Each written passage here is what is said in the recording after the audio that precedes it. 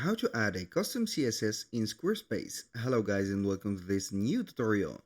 In today's video I'm going to show you how simple and easy it is to add a custom CSS to your Squarespace website. So the process is going to be very easy and simple. We are going to head over the website of ours, which is going to be in my case this one. I have already changed, or not changed, but I have already signed in into my account, and then I have selected the website and etc.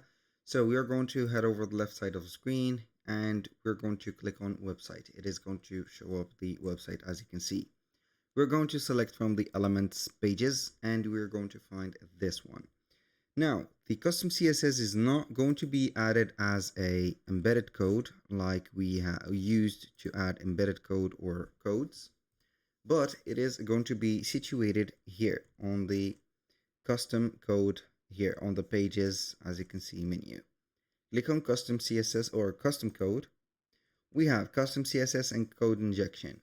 We're going to select code or custom CSS. Then we can go ahead and add some the lines. You can also add an image or a font to specify your adding here and the application of it. So aside from that, you can go ahead and head over the parameter of the page, and then you can go ahead and head over the advanced and have a code injection. Of course, the code injection could be having a CSS code. For the CSS codes, I'm going to let you see here some.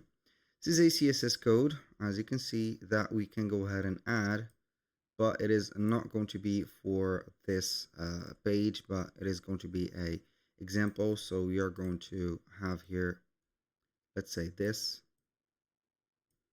You're going to copy it, head over here, custom CSS, paste your code just like that, and you're going to see it. Whenever you are going to have a syntax error, you're going to find it in here. So that was pretty much it for today's video. Thank you guys for watching. I hope that you have enjoyed the content, and I hope to see you soon on the next one.